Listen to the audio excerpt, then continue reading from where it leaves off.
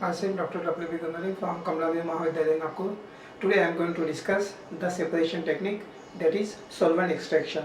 As we know that solvent extraction technique is a liquid-liquid separation technique in which the aqueous solution is brought in contact with the organic solvent, and these solvents are immiscible, and there is a transfer of solute from one solvent to other solvent can take place. So this solvent extraction technique is a simple, rapid and convenient method for the separation of solute, and here this separation is carried out generally in a separating funnel. So today's in presentation we are going to discuss what is the solvent extraction technique, what is the principle of solvent extraction, what is the technique of solvent extraction, and after that classification of extraction techniques, and after lastly what are the applications of this technique.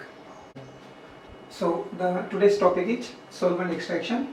This is a separation technique, and what is solvent extraction that we are going to see in the introduction part.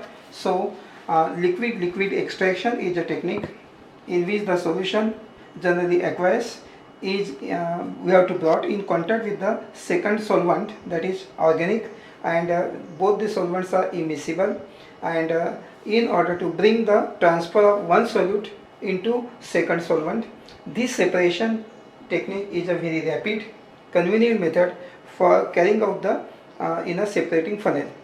And after this now, so this is the separation technique, and this technique is based on the Nernst distribution law. So here this is the separating funnel shown here in this slide. This is the cork, and this is the here is a one to open and to close the here solvent. So here is a one knob also, and this is the level first and second. First this is organic or aqueous layer. We can be separate by using the separating funnel. And now what is the principle? So in case of the principle, as we know that this separation technique is based on the Nernst distribution law. According to this law, when the solute is equilibrated between the two immiscible solvents in contact with each other, it gets distributed between the two solvents in a fixed proportion. The ratio of concentration of the solute in two solvents is also known as partition coefficient, or sometimes known as distribution coefficient. It is given by the formula is given that K is equals to CO upon CW. And what is CO? CO is the concentration of solute in organic phase, and CW is the concentration of solute in the aqueous phase. So the species to be separated is converted into the form which can be extracted by other solvent. After the conversion into suitable form, solution is brought in contact with the other solvent, that is the immiscible.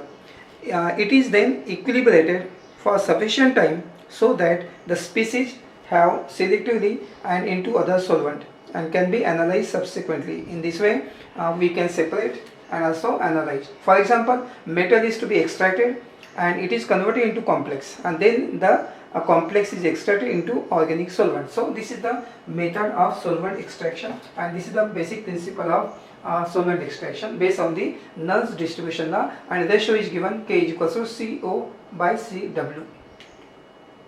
Now what is the technique of solvent extraction? And this technique of solvent extraction consists of three steps. First step is the formation of distributable species, and second is the distribution, and third is the interaction in the organic phase. And so first step is the formation of distributable species. If metal ion is to be extracted from the aqueous solution into the organic solvent, it cannot be directly brought in contact with the organic liquid. First, it is treated with the suitable ligand to form the complex. So here it is shown that metal, M for metal, and N number of ligand, they combine and forming this is the complex.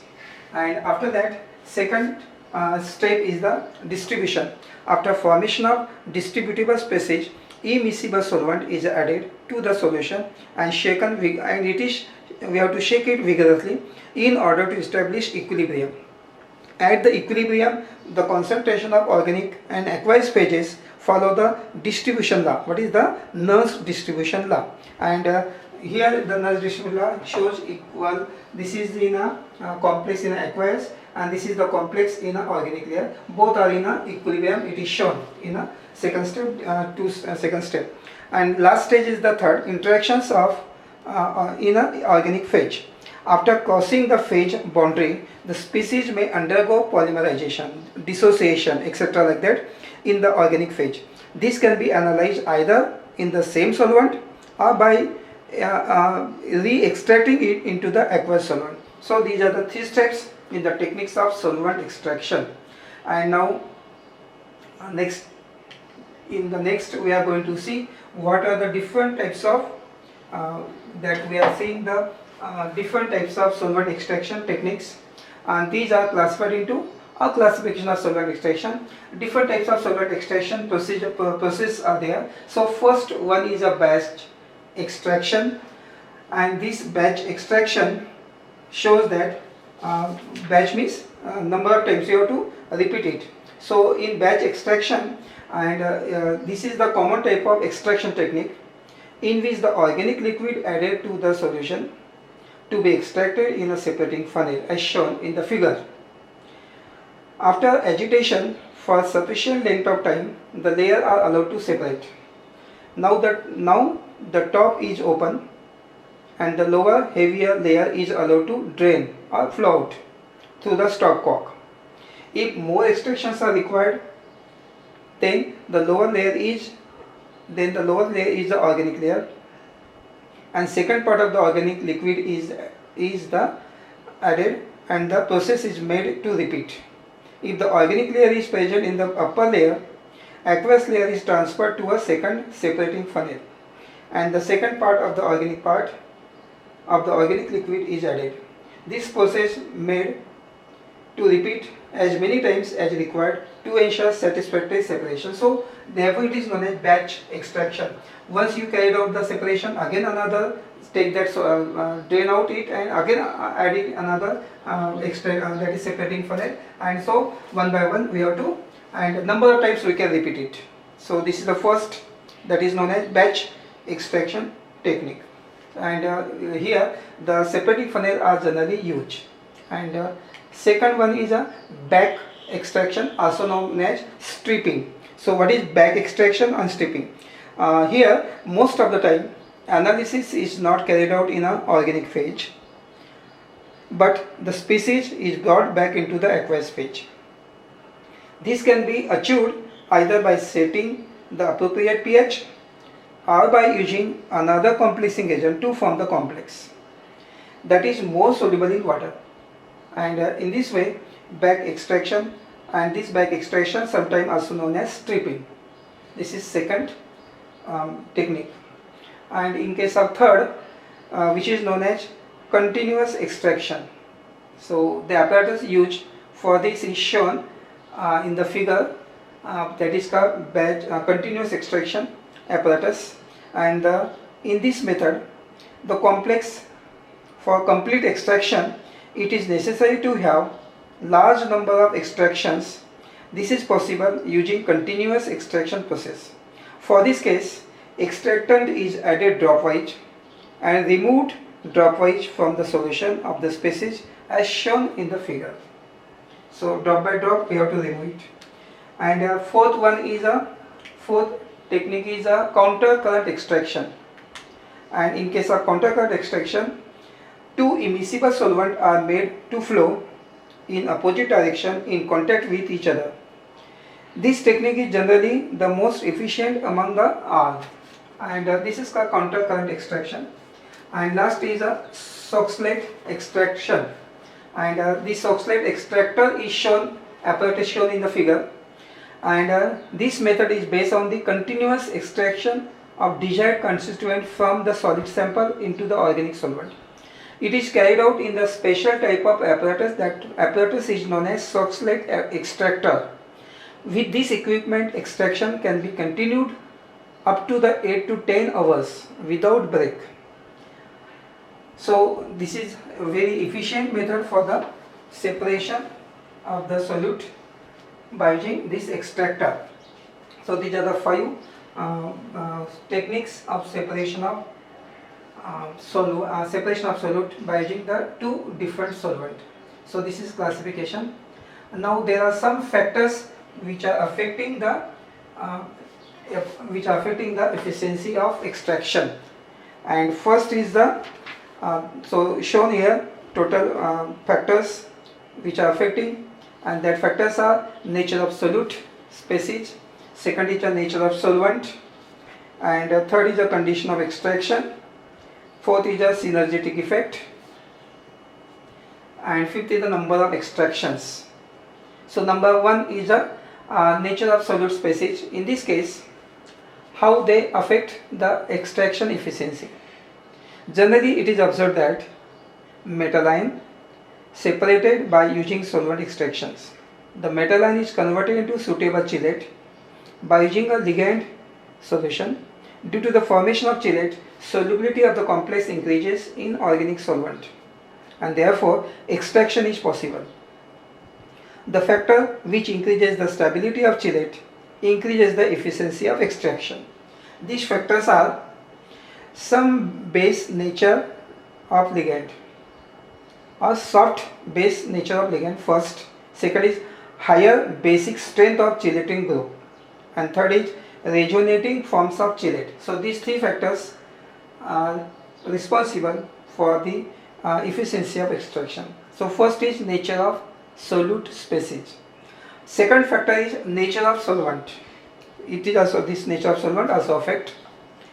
In this technique, out of two solvent, one is a water and other is the extractant, that is organic solvent.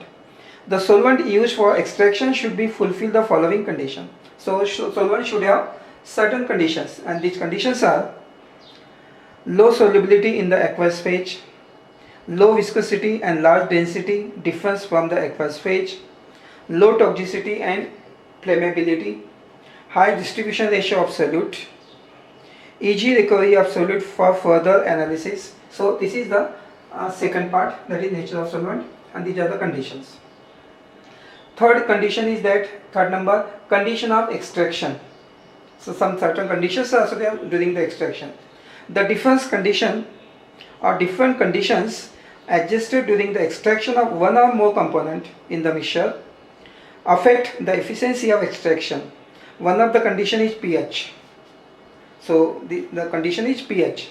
By proper adjustment of pH, selective extraction of desired component can be achieved, and pH can be controlled by adding buffer solution. So at particular pH we can extract the component or the solute. And fourth one is a synergistic effect. So this effect also affect the extraction efficiency. When mixture of reagent is used for the extraction efficiency is increased. Such effect is also known as synergistic effect. In this case, a mixed complex is formed which is then extracted with high efficiency. This concept is useful in the case of dithiazone in combination of with pyridine or 1,10-phenolphthalein. So this is the number 4, and number 5 is the number of extractions. And in this, when large number of extractions are carried out in the same volume of extractant, then the efficiency of extraction increases. And in this case, distribution ratio D can be determined, that is CO upon CW. CO, we know that concentration of solute in the organic phase. CW is the concentration of solute in the aqueous phase. And it should be noted that increasing the number of extraction and decreasing the volume taken for each extraction, one can decrease the amount of solute, therefore increasing the efficiency of extraction. So in this way we can determine also the percentage efficiency of these extractions. And after this, now we are going to see what are the applications of the solvent extraction technique. So these are the 7 different extraction applications are there. Number 1 is the separation of iron. So in this case, iron 3 having oxidation state 3 can be separated from most of the mono divalent cation by extracting it from the HCl, 6 normal HCl into diethyl ether in the presence of hydrochloric acid, and there is a equilibria exist and they can be extracted if HCl concentration is 4 molar or greater. The equilibria is dominant. So depending upon the metal, we have to use the here we have to use the solution for separation. And second one is the separation of nickel to as a metal chelate is also possible. And generally the bonding in the metal chelate is largely covalent, and this accounts for their more solubility in non-polar solvent. Therefore, nickel dimethyl glycinate, in which nickel is tetra-coordinated, can be extracted into chloroform. The pH of the aqueous solution should be between 5 to 12. The factors which favor the extraction are applicable to other metal chelate. Dimethyl glycine is a weak monoprotonic acid in water, and pH of the solution does not govern the concentration of the dimethyl glycinate. So here for complete extraction is also greatly affected by magnitude of formational constant and metal chelate, and here the nickel can be extracted by using the chloroform, and as the chelate is extracted on the non-aqueous layer, its formation in the aqueous phase is changed. Beside the formation of stable metal chelate with DMG nickel also forms soluble complex with these ions and affect the completeness of the formation of the extraction, and therefore the nickel 2 can be extracted by using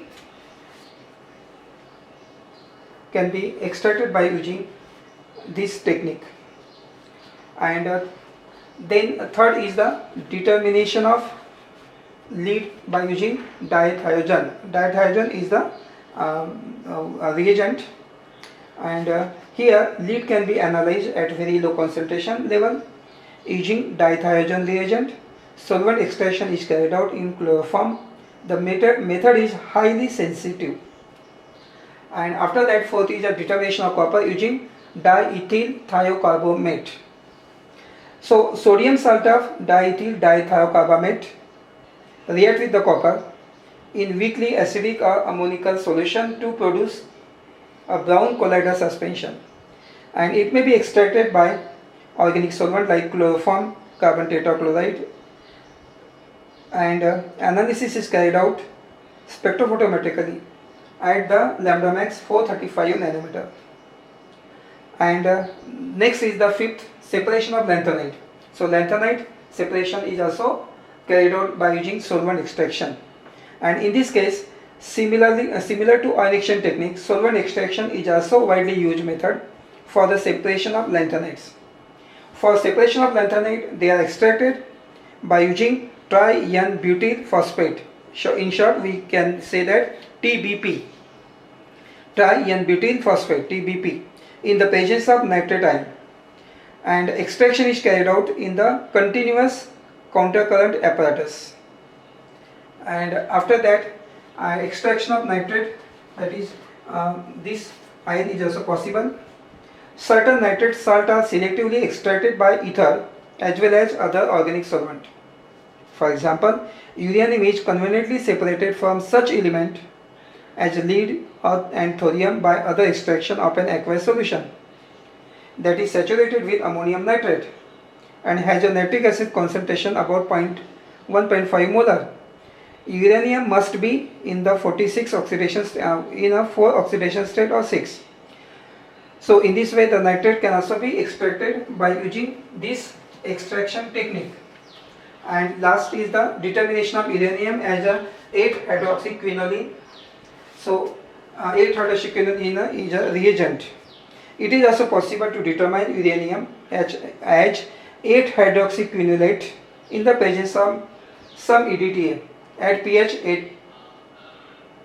8.8. The EDTA interfering ions like Fe, aluminum, etc. Now optical density is determined as usual.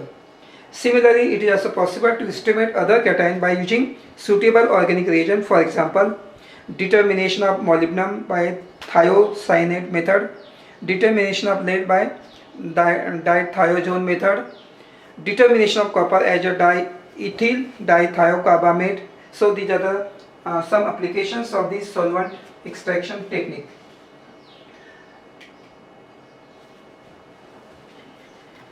So today we stop here, and today presentation we have seen what is the solvent extraction technique. As we know that there are three important techniques. One is a chromatography, second is ion exchange, and third is the solvent extraction. So in case of solvent extraction, there are two solvent. One is aqueous, second is organic, and one solute or more solute is there. And we have to carry out this technique of extraction, and this is based on the Nernst distribution law. And here we have seen what is the principle and also what are the techniques of this solvent extraction and what are the factors affecting the efficiency of solvent extraction. And lastly, we have seen different types of solvent extraction technique and the applications for the determination of or the extraction of metal ions, different metal ions by using this solvent extraction technique.